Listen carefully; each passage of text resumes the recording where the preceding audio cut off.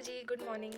तो कल मैंने आरबीपीओ मेंस के मॉक लगाया था और आरबी क्लर्क के भी मॉक लगाए थे और मैंने अपना पूरा टू डू लिस्ट आपके साथ शेयर करी थी। क्या क्या मैंने मॉक लगाया, क्या क्या मेरे एनालिसिस थे, कितने मेरे नंबर आ रहे थे, वो सब मैंने आपके साथ शेयर करा था। तो अब आज मैंने सोचा कि मैं अभी आरबीपीओ मेंस मॉक डेली नहीं लगाऊंगी, बिकॉज उससे क्या है ना, क्लर्क में स्पीड नहीं बैठेगी मेरे से, फिर वही मेंस मेंस के चक्कर में। तो मैं आरबीपीओ मेंस के जो मॉक है वो हफ्ते में 2 बार लगाया करूँगी। बाकी प्रैक्टिस के लिए मैंने पीडीएफ बंडल ले रखे गाइडली के, वो मैं सॉल्व करूँगी। उसके अलावा मेरी क्लासेस चलेगी और बाकी प्रैक्टिस तो रहेगी मेरी।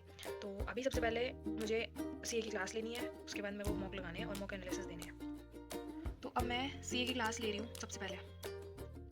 अभी मैंने सीए की क्लास तो ले ली है, अब मैं कंप्यूटर का देख रही हूँ। कंप्यूटर के अंदर मैं बेसिक उठा रही हूँ अभी की जो कंप्यूटर के बेसिक जो क्वेश्चन आते ही आते हैं, अभी वाले नहीं, अभी की टेक्नोलॉजी वाले तो मेरे को नहीं पता, लेकिन जो बेसिक जो क्वेश्चंस आते हैं, जो हमेशा ही आते हैं और मुझे मॉक में भी दिखाई देते हैं कई बार, तो मैं वो टॉपिक क्लियर कर रही हूँ और उसके लिए मैं पीडीएफ से पढ़ रही हूँ। मेरे पास पूरी पीडीएफ है, तो मैं उससे पढ़ रही हूँ। अब मैंने कंप्यूटर पढ़ लिया है, अब मैं एक आरबी क्लर्क का मॉक लगाऊंगी।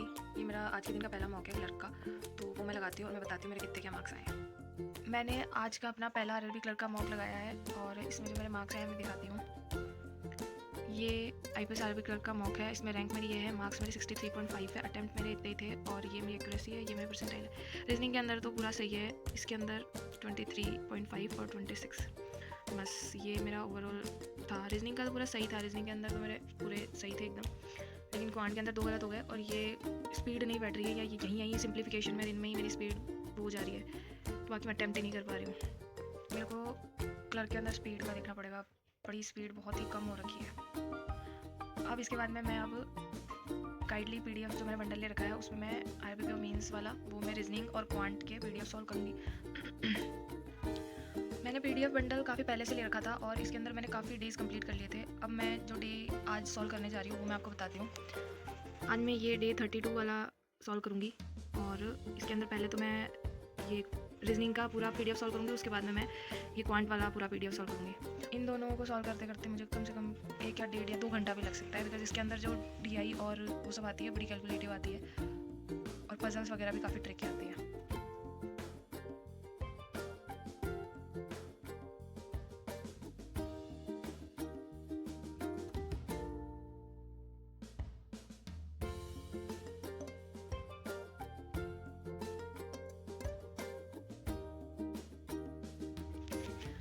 मैंने पीडीएफ बंडल सॉल्व कर लिया है रीजनिंग का और क्वांट का। ये देखो, ये सॉल्व पेपर,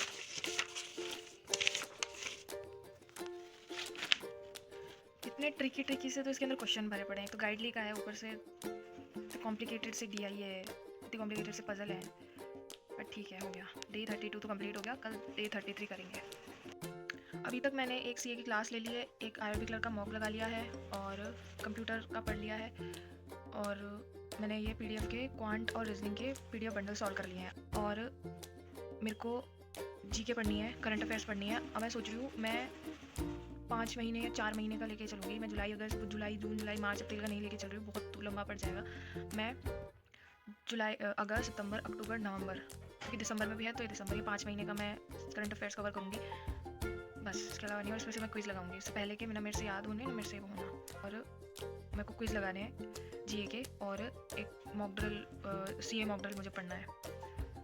ओके, मैंने एक उसका आरबी क्लर्क का मॉक लगा लिया है और पीडीएफ बंडल सॉल्व कर लिए हैं रीजनिंग और क्वांट के, और क्लास ले ली थी सीए की और कंप्यूटर का पढ़ लिया था मैंने। तो अब मैं नवंबर की फर्स्ट वीक की करंट अफेयर्स पढ़ रही हूँ, जो कि मेरे पास स्मार्ट किडा का सीए मॉक ड्रिल मैंने ले रखा है, उसकी मैं अब फर्स्ट वीक नवंबर का मैं सीए पढ़ूंगी और उसके बाद में फिर उसके अंदर ही क्विज़ वगैरह भी है, तो मैं वो भी अटैम्प्ट करूँगी। तो ये मेरा आज के दिन का पूरा ओवरव्यू था और अब बस ये पढ़ना है और फिर क्विज़ लगाने हैं इसके। तो अब कल मिलते हैं, ओके, बाय।